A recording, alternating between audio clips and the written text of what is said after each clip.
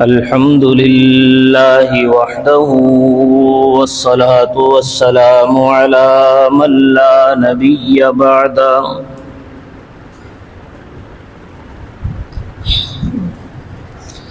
وعلى آله وأصحابه الذين أوفوا عهدا ونشهد أن لا إله إلا الله وحده لا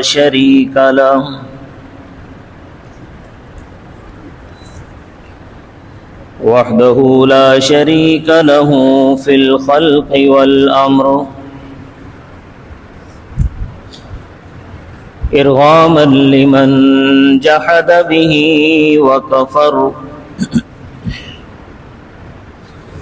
ونشهد أن سيدنا ومولانا محمدا عبده ورسوله المبعوث إلى الأسود والأحمر لتكميل مكارم الأخلاق لا يخلق نبي ولا رسول بعده ولا أمة بعد أمته ولا شريعة بعد شريعته ولا كتاب بعد كتابه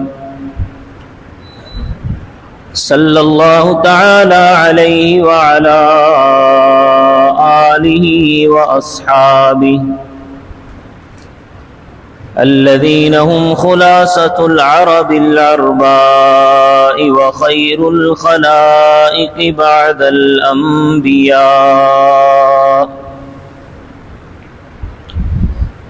وهم كالنجوم في السماء للاهتداء والاقتداء وهم مفاتيح الرحمة ومصابيح الغرر أعوذ بالله من الشيطان الرجيم بسم الله الرحمن الرحيم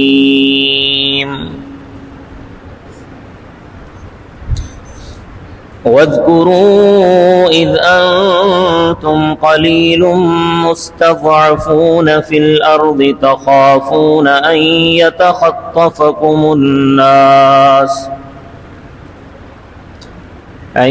يتخطفكم الناس فآواكم وأيدكم بنصره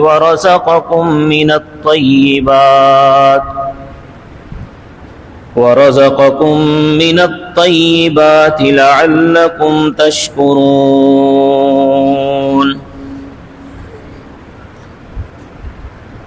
وقال تبارك وتعالى في مقام آخر الذين إن مكناهم في الأرض أقاموا الصلاة وآتوا الزكاة وأمروا بالمعروف ونهوا عن المنكر ولله عاقبة الأمور صدق الله العظيم رب اشرح لي صدري ويسر لي أمري واحلل عقدة من لساني يفقه قولي رب زدني علما رب زدني علما رب زدني علما سبحانك لا علم لنا إلا ما علمتنا إنك أنت العليم الحكيم. تمام حضرات درود شریف پڑھ لیں.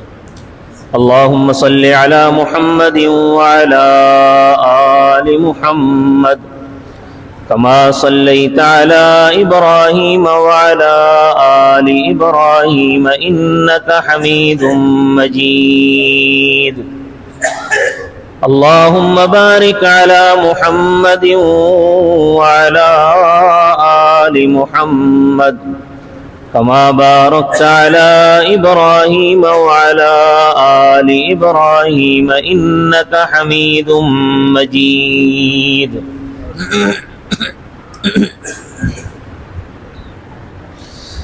معزز سامعین گرامی قدر،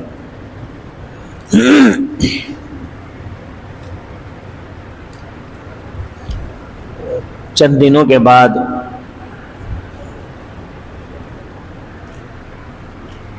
چودہ اگست آنے والی ہے.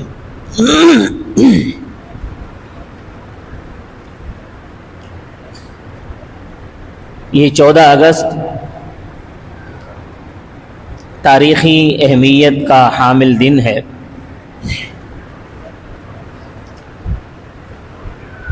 چودہ اگست سن 1947 کو بمطابق 27 رمضان المبارک سن 1366 ہجری ہم نے، ہمارے بڑوں نے انگریزوں اور ہندوؤں سے آزاد مملکت کو حاصل کیا تھا.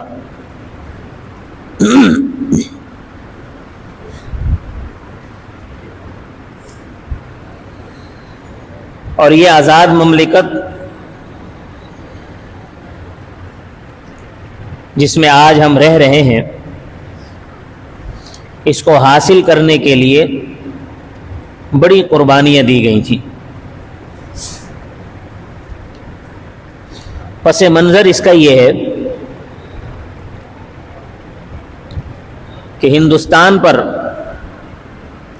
مسلمانوں کی حکومت تھی، جسے مغل سلطنت کہا جاتا ہے.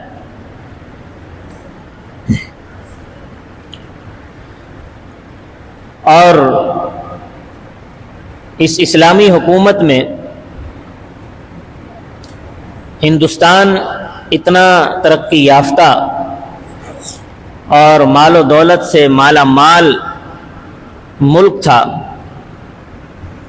کہ اسے دنیا میں سونے کی چڑیا کہا جاتا تھا.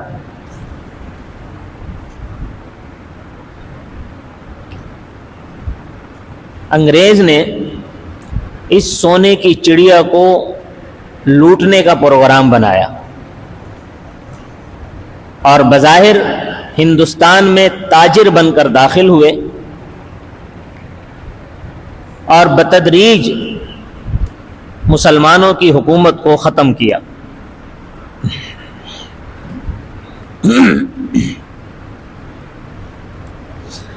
ہندوستان میں جو ہندو رہتے تھے انہیں انگریز کے آنے سے کوئی فرق نہیں پڑا، کیونکہ حکومت مسلمانوں کی تھی.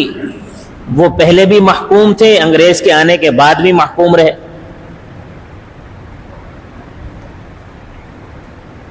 مسلمانوں میں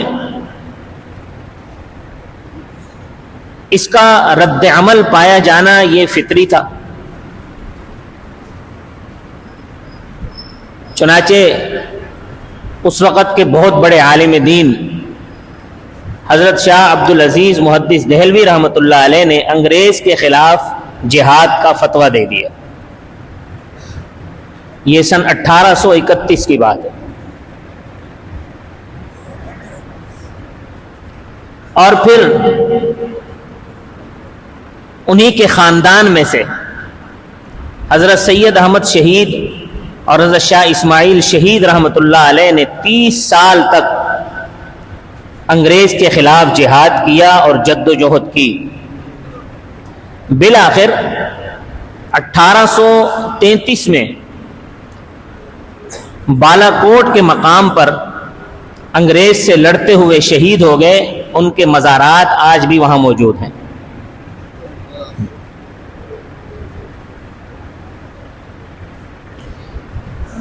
پھر اس کے بعد یہ تحریک مختلف ادوار میں مختلف صورتوں میں انگریز کے خلاف چلتی رہی.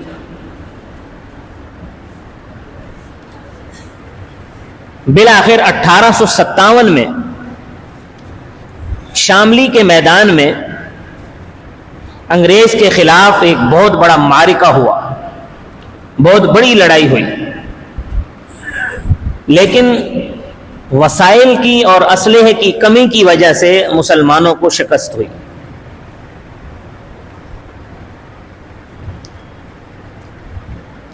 اس کے بعد یہ چنگاری تو مسلمانوں کے دل میں موجود تھی، چنانچہ مسلمانوں نے ہندوستان کے اندر دینی ادارے قائم کرنا شروع کیے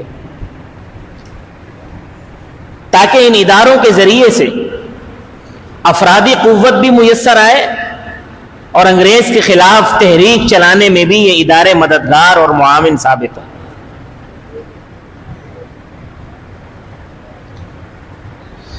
سب سے پہلے جو ادارہ قائم کیا گیا اس کا نام تھا دارالعلوم،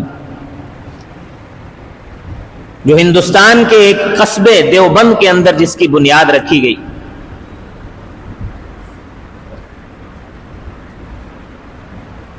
پھر اس دارالعلوم سے ایک تحریک حضرت شیخ الہند مفتی محمود الحسن دیوبندی رحمۃ اللہ علیہ نے شروع کی، جس تحریک کا نام ہے تحریک ریشمی رومال۔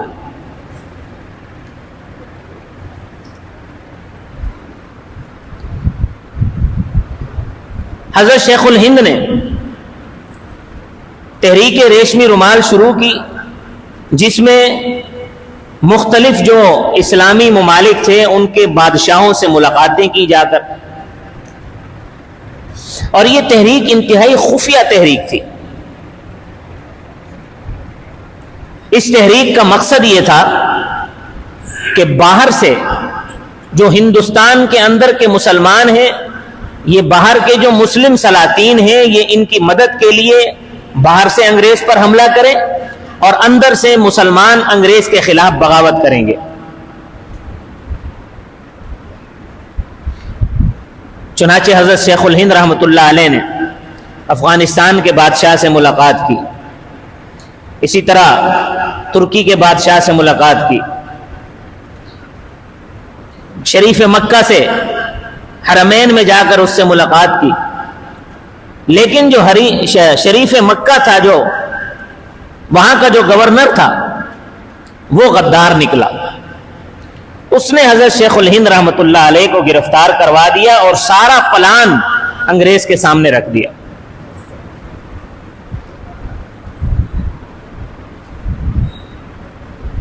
انگریز نے حضرت شیخ الہند رحمۃ اللہ علیہ کو مالٹا کے جزیرے میں قید کر دیا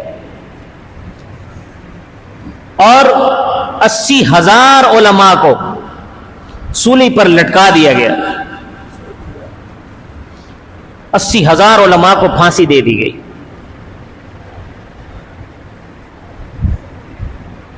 لیکن یہ تحریک بجھی نہیں۔ پھر کچھ عرصے بعد اسی علاقے میں،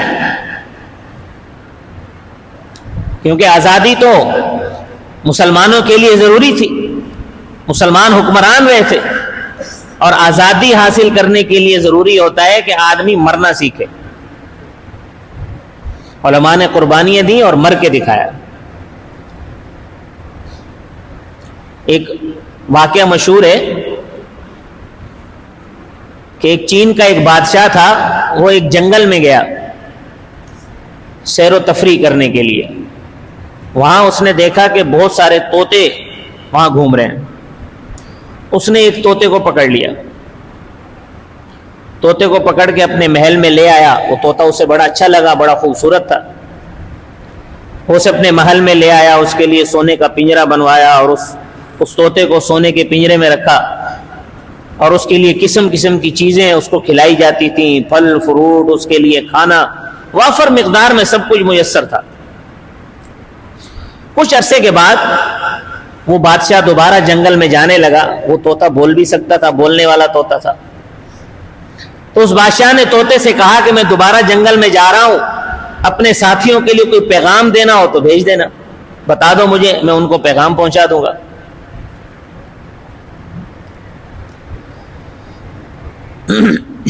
تو اس نے کہا کہ بس میرے جو ساتھی طوطے ہیں ان کو بس اتنا کہہ دینا جا کے کہ میں یہاں بالکل آرام سے اور سکون سے ہوں، سونے کے پنجرے میں بند ہوں، کھانے پینے کی مجھے کوئی پریشانی نہیں ہے، مجھے سب کچھ میسر ہے۔ تو اس بادشاہ نے کہا ٹھیک ہے۔ وہ جنگل میں گیا تو وہاں اس کے وہ ساتھی طوطے گھوم رہے تھے۔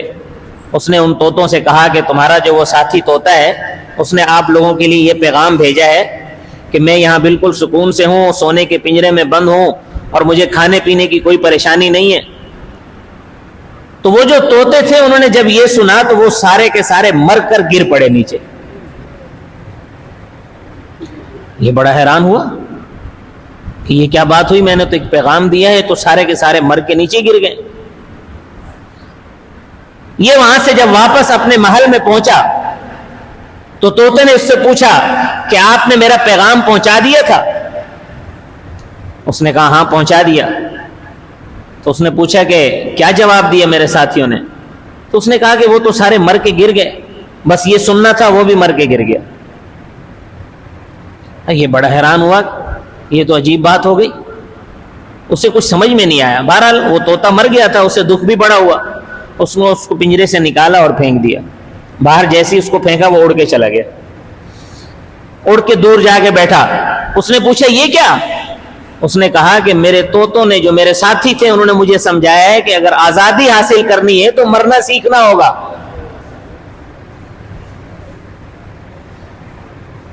تو میں آزادی کے لیے مر گیا، مجھے آزادی مل گئی ہے۔ تو وہ اڑ کے چلا گیا۔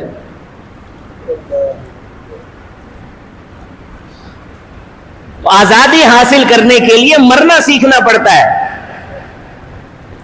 اگر آپ کو مرنا نہیں آتا تو آزادی نہیں ملے گی۔ 80,000 علماء نے قربانیاں دی ہیں اس آزادی کے لیے۔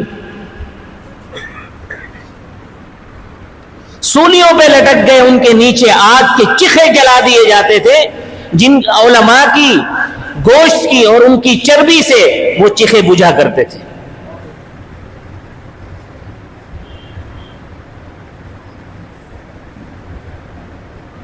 بالآخر مسلم لیگ کی بنیاد رکھی گئی، کیونکہ آزادی بہت بڑی نعمت ہے۔ اللہ تبارک و تعالی نے قرآن کریم میں بنی اسرائیل کو آزادی کی نعمت یاد دلائی ہے۔ فرمایا کہ جب فرعون تمہارے اوپر ظلم کر رہا تھا، تم غلام تھے، ہم نے تمہیں فرعونیوں سے آزادی عطا کی۔ اور فرعون نے تو کیا ظلم کیے، انگریز نے بھی ویسے ہی ظلم کیے۔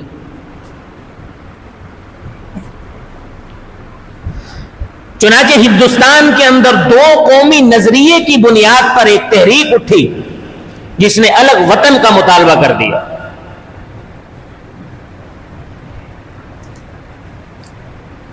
دو قومی نظریہ کیا تھا کہ ہندو ایک الگ قوم ہے اور مسلمان ایک الگ قوم ہے۔ ہندوؤں کا اور مسلمانوں کا رہن سہن، ان کا نام، ان کا چال چلن، ان کا کھانا پینا سب الگ الگ ہے۔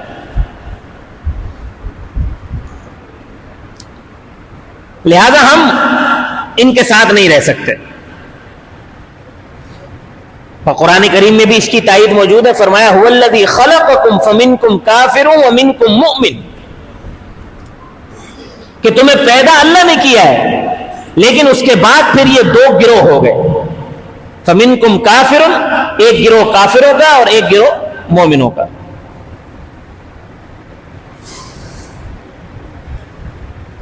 یہ 2 گروہ، اب کافر دنیا میں جتنے بھی ہیں، چاہے وہ کسی بھی مذہب کے ماننے والے ہیں، وہ بت پرست ہیں، وہ مشرک ہیں، وہ آتش پرست ہیں، وہ ستارہ پرست ہوں یا چاند پرست ہوں، سورج پرست ہوں، قرآن نے ان سب کو ایک گروہ قرار دیا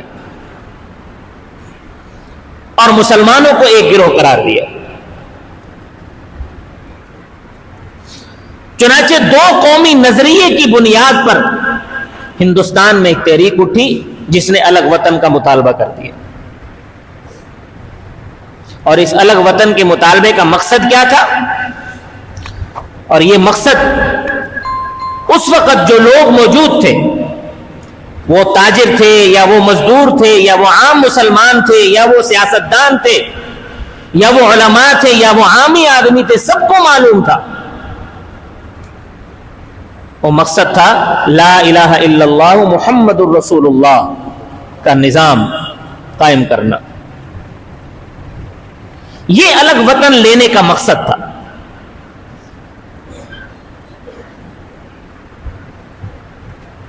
چنانچہ علامہ اقبال کا خطبہ الہ آباد بہت مشہور ہے، جس میں انہوں نے کہا کہ میں اسلام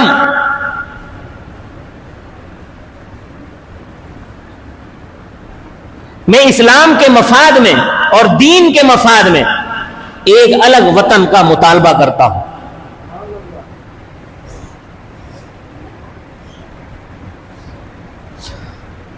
اور قائد اعظم محمد علی جناح کے 100 سے زیادہ ان کی تقریریں، ان کے اقتباسات جو کہ اس وقت کے اخباروں میں چھپتے رہے، جن سے یہ بات ثابت ہوتی ہے کہ پاکستان کو حاصل کرنے کا مقصد دین اسلام کا نفاذ تھا.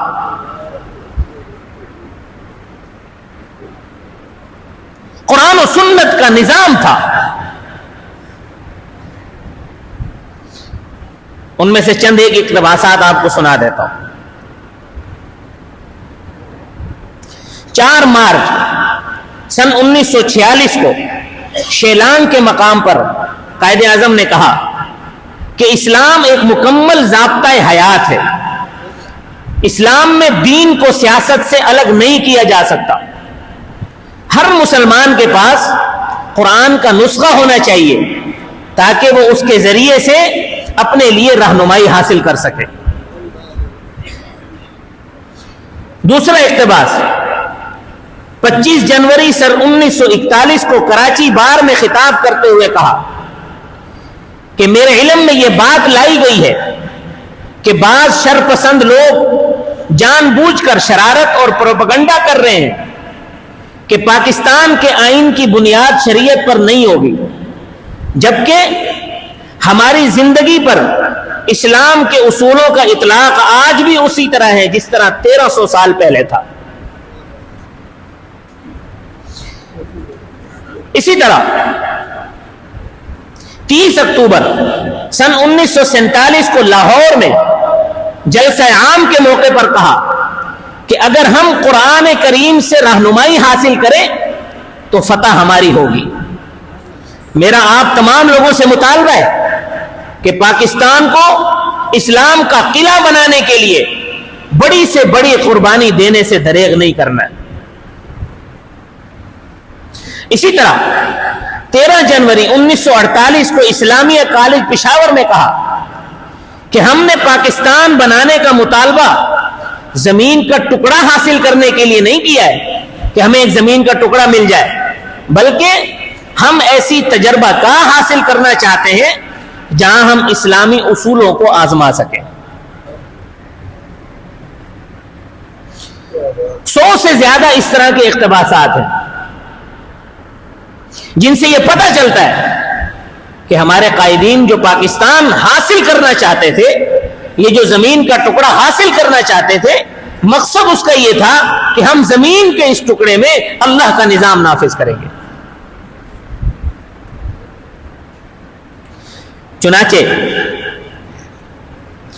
1947 14 اگست 27 رمضان المبارک 1366 ہجری کو پاکستان کے نام سے ہمیں ایک مملکت مل گئی. پاکستان کا نام ہوتا ہے پاک سرزمین.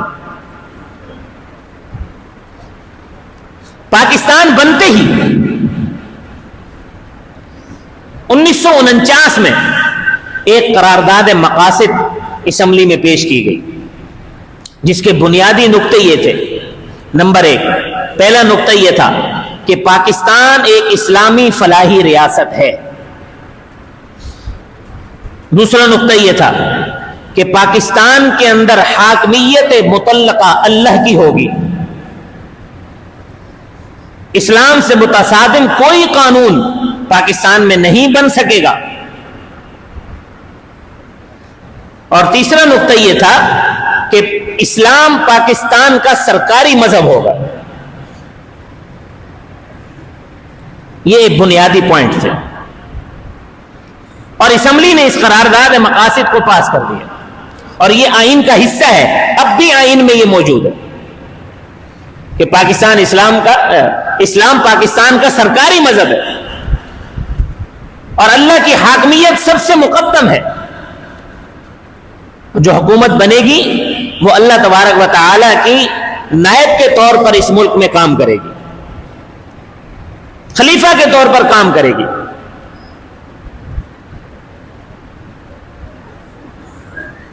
اب جب حکومت مل جائے تو پھر اس کی ذمہ داریاں کیا ہیں,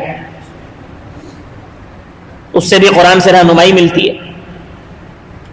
قرآن کریم نے کہا ہے الذین ان مکناہم فی الارض اقاموا الصلاة وآتوا الزکاة وامروا بالمعروف ونہوا عن المنکر. یہ لوگ وہ ہیں کہ جب انہیں زمین میں اقتدار ملتا ہے, اقاموا الصلاة نماز کو قائم کرتے ہیں, وآتوا الزکاة اور زکوٰۃ کو ادا کرتے ہیں, وامروا بالمعروف اور اچھی باتوں کا حکم دیتے ہیں, ونہوا عن المنکر اور بری باتوں سے روکتے ہیں. یعنی جب انہیں اقتدار ملتا ہے, جب انہیں حکومت ملتی ہے تو اقتدار ملنے کے بعد ایسا نظام قائم کر دیتے ہیں کہ لوگوں کے لیے نماز ادا کرنا آسان ہو جاتا ہے, زکوٰۃ دینا آسان ہو جاتا ہے.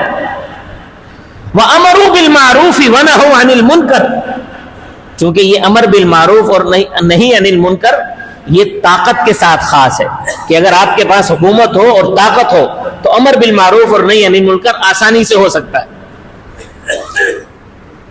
قانون نافذ کرنے والے اداروں کے ذریعے سے امر بالمعروف کروایا جاتا ہے, نہیں عن المنکر کروایا جاتا ہے کہ ان کے لیے کہ جو حکومت پر حکومتی مشینری کا جو لوگ حصہ ہے, یہ قرآن سے رہنمائی ملتی ہے.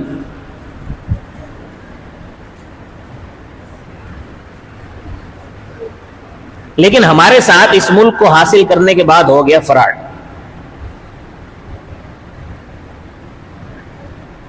ہمیں اسلامی نظام تو نہ ملا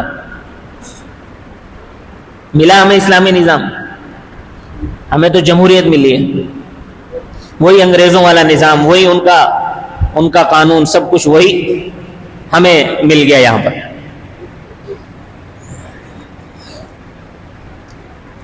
آج تک اس ملک کو بنے ہوئے 5 صدی گزر گئی ہے, ہم آج تک یہ فیصلہ نہیں کر پائے ہیں کہ اس ملک میں ہم نے نظام کون سا چلانا ہے. ہمیں آج تک یہ نہیں سمجھ میں آئی کہ ہم نے یہاں نظام کون سا چلانا ہے.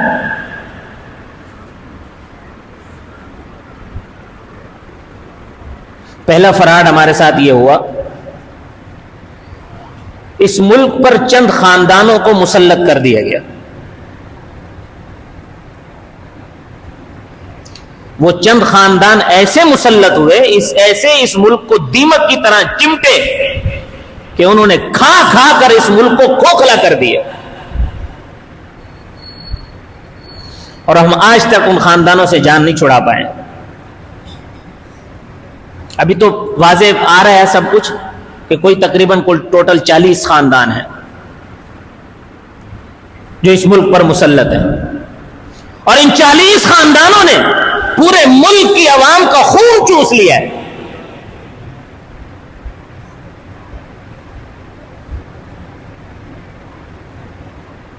یہ ہمارے ساتھ ہو گیا پہلا فراڈ.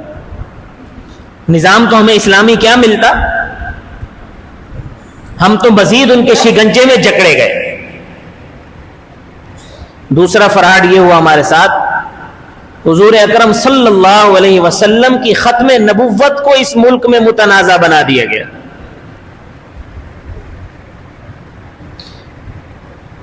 جس ہستی کے نام پر یہ ملک حاصل کیا تھا, جس ہستی کی عزت اور ناموس اور تقدس کی حفاظت کے لیے یہ ملک حاصل کیا تھا, اسی ہستی کو ہی متنازع بنا دیا گیا. اسی ہستی کی ختم نبوت کو متنازع. علماء کو پھر سے تحریک چلانی پڑی,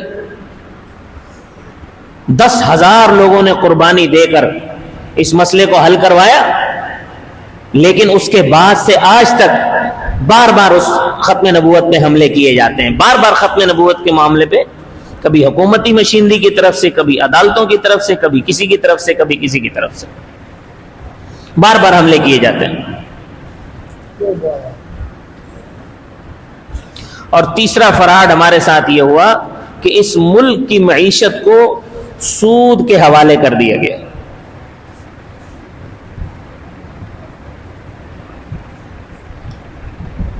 اور سود کے بارے میں اللہ تبارک و تعالی کا واضح اعلان ہے، فَأْذَنُوا بِحَرْبٍ مِّنَ اللَّهِ وَرَسُولِهِ، کہ جو سود کے معاملے میں پڑتا ہے وہ اللہ اور اس کے رسول سے جنگ کر رہا ہے۔ اللہ اور اس کے رسول سے ہم اگر جنگ کریں گے تو ہم اپنے ملک کی معاشی حالت کیسے سدھار سکتے ہیں؟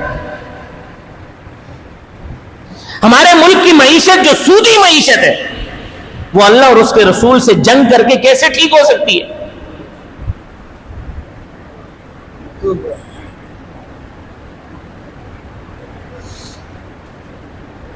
چوتھا فراڈ ہمارے ساتھ یہ ہوا کہ اس ملک کے اندر جو دینی ادارے تھے، جو دین کا نام لینے والے لوگ تھے، ان پر عرصہ حیات تنگ کرنا شروع کر دیا گیا،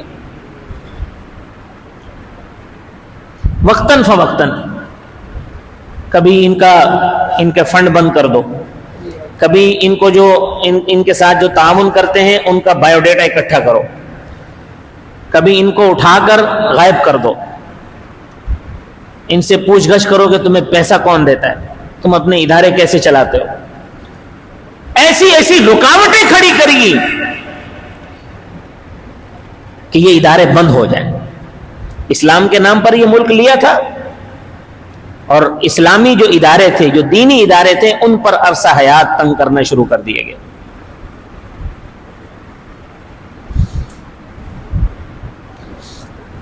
اور اس ملک میں ہر اس قانون کو سپورٹ کیا گیا جو اسلام مخالف قانون تھا۔ ابھی شاہد خاقان عباسی کے دور میں ٹرانسجینڈر بل منظور ہوا تھا،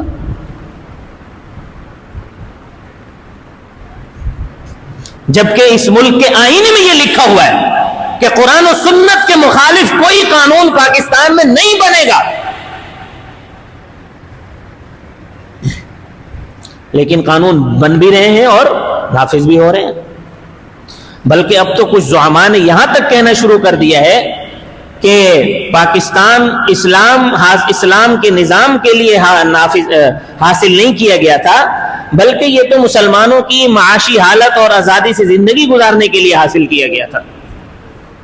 وائے ناکامی، متاع کارواں جاتا رہا، کارواں کے دل سے احساس زیاں جاتا رہا۔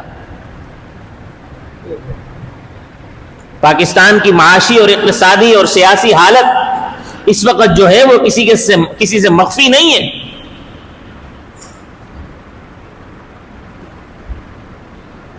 رشوت خوری، جھوٹ، فراڈ، دھوکہ ہر ادارے کے اندر موجود ہے۔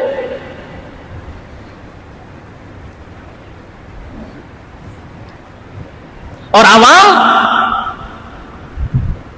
ظلم کی چکی میں پستے چلے جا رہے ہیں۔ اور جو سیاسی زعماء ہیں یہ صرف اقتدار کے حصول کے لیے آپس میں دست و گریباں ہیں۔ عوام کے اور ملکی حالات کو سدھارنے کے لیے، ان کے حل کے لیے کسی کو کوئی توجہ نہیں ہے۔ اور جو طاقتور ادارے ہیں بس وہ بھی آپس میں گتھم گتھا ہے۔ ملک پر اور عوام پر قرضوں کا بوجھ لاد دیا گیا ہے، اس کے حل کی طرف کسی کو توجہ ہی نہیں ہے، کوئی کسی کی بات سننے کے لیے تیار ہی نہیں ہے۔ عوام کے اندر ایک قسم کی بے چینی ہے، اور اس بے چینی کو دور نہ کیا گیا تو یہ لاوا پھٹ پڑے گا۔ ہمیں تو ایسا لگتا ہے کہ ہم ایسے دور میں آ گئے ہیں کہ آج سے صدیوں پہلے حافظ شیرازی رحمۃ اللہ علیہ نے اپنے دیوان میں ایک بیان کیا تھا، جسے انہوں نے کہا کہ اینچے شوریس کہ در دور قمر می بینم، کہ یہ کیسا شور شرابہ ہے کہ میں چاند کے دور میں جو یہ شور شرابہ دیکھ رہا ہوں، یہ کیسا شور شرابہ ہے. ہما آفاق پر از فتنہ و شرمی بینم، کہ ہر طرف ہی ساری کائنات فتنہ اور فساد میں ڈوبی ہوئی نظر آ رہی ہے. ہر کسے روز بہیمی طلبت از ایام، مشکل این است کہ ہر روز بدتر می بینم، کہ ہر آدمی یہ سوچتا ہے کہ کل کا دن میرا اچھا ہو جائے گا، کل کا دن میرا ٹھیک ہو جائے گا، لیکن مجھے تو مشکل یہ ہے کہ ہر آنے والا دن پہلے سے بدتر نظر آتا ہے. اور فرمایا کہ اسب تازی شدہ مجروح بزیر پالاں، تو کہ زری ہم در گردن خرمی بینم. فرماتے ہیں کہ بہترین عربی نسل کا گھوڑا، گدھے پر جو پالان ڈالی جاتی ہے وہ بہترین عربی نسل کے گھوڑے پر ڈال دی گئی، جس سے وہ زخمی ہو گیا. اور اب معاملہ یہ ہے کہ گدھوں کے گلے میں سونے کے چمکتے ہوئے توق دیکھ رہا ہو. یہ سونے کے چمکتے ہوئے توق گدھوں کے گلے میں آ گئے. اس چکر میں ہم بھی پھنس گئے اور ملک بھی پھنس گیا. اور اس میں کچھ قصور ہمارا اپنا بھی ہے، ہم عوام کا بھی قصور ہے. ہمارا قصور یہ ہے کہ ہم خود بھی اندر سے کرپٹ ہو چکے ہیں. آپ دیکھیں کہ ہمارے معاشرے میں ایسی کون سی برائی ہے، ایسا کون سا گناہ ہے جو نہیں ہے. دودھ میں ملاوٹ ہم کرتے ہیں، ناپ تول میں کمی بیشی ہم کرتے ہیں، چوریاں ڈکیتیاں ہم کرتے ہیں، لوگوں کو تکلیف ہم پہنچاتے ہیں، زنا بچیوں کے ساتھ ہمارے معاشرے میں موجود ہے، بچوں کے ساتھ زیادتی ہمارے معاشرے میں موجود ہے، دھوکہ فراڈ ہم لوگ کرتے ہیں، کسی کو لوٹنے کا موقع ملے ہم اسے بخشتے نہیں ہیں. بحیثیت معاشرہ ہم خود بھی سارے کرپٹ ہو چکے ہیں. تو یہ جو حکمران ہمیں ملتے ہیں یہ در حقیقت ہمارے اوپر اللہ کا عذاب ہے. بجائے حکمرانوں کو کوسنے کے، عوام کو چاہیے کہ کیونکہ جو اجتماعی گناہ ہوتے ہیں ان پر توبہ بھی اجتماعی بنتی ہے، اجتماعی طور پر ہم توبہ کریں، اجتماعی طور پر اللہ سے معافی مانگیں، پھر کہیں جا کر ہمارے حالات درست ہو سکتے ہیں. اگر ہم یوں ہی گاڑی جو ہے وہ دھکا اسٹارٹ چلاتے رہیں گے تو پھر حالات اس سے مزید بدتر ہوں گے. آپ دیکھیں نا آپ پر کیسے کیسے ٹیکس لگ رہے ہیں. کبھی نام سنے آپ نے ایسے ٹیکسوں کے؟ آپ بجلی کا بل اٹھا کے دیکھیں، اس میں جو ٹیکسوں کی لسٹ ہے، اور پھر آپ وہ لسٹ پڑھ کے اس کا معنی پوچھ لیں کسی سے کہ یہ جو ٹیکس لگے ہوئے ان کا معنی کیا ہے، آپ کو پتہ چل جائے گا. جو بجلی نہیں بن رہی اس کے بھی پیسے آپ دے رہے ہو. بجلی بن نہیں رہی، جب بن نہیں رہی تو آپ نے استعمال نہیں کی، اس کے پیسے آپ بھر رہے ہو. ان کے پاس بجلی اسٹور کرنے کی گنجائش نہیں ہے، لیکن وہ اس گنجائش کے پیسے بھی آپ سے لے رہے ہیں کہ ہمارے پاس گنجائش ہے آپ پیسے دو. اور کچھ نہیں ملا تو بس ایمی 1000 روپے بھی دیا کرو، آپ ایسے ہی 1000 روپے بھی دیا کرو. اس کے علاوہ بھی کچھ نہیں ملا فردر ٹیکس وہ بھی دیا کرو. آپ کبھی لسٹ تو دیکھیں، آپ کو پتہ چلے گا. تو یہ ہمارے جو اجتماعی اعمال ہیں اس میں ہم سب ملوث ہیں، عوام بھی ملوث ہیں، حکمران بھی ملوث ہیں، طاقتور حلقے بھی ملوث ہیں. سب حصہ بقدر جثہ بٹور رہے ہیں. جس کا جہاں داؤ لگ رہا ہے وہ اپنا داؤ لگا رہا ہے. تو ہمیں اجتماعی طور پر توبہ کی ضرورت ہے، اور جب تک ہم اجتماعی طور پر توبہ نہیں کریں گے ہمارے حالات درست نہیں ہوں گے. اللہ تبارک و تعالی ہمیں اس ملک کی قدر کرنے کی توفیق عطا فرمائے، اور آزادی کی جو نعمت ہمیں اللہ نے عطا فرمائی ہے اسے سمجھنے کی توفیق عطا فرمائے. جب تک ہمیں آزادی کی نعمت سمجھ میں نہیں آئے گی ہمیں اس کی قدر نہیں آ سکتی. وما علینا الا البلاغ المبین.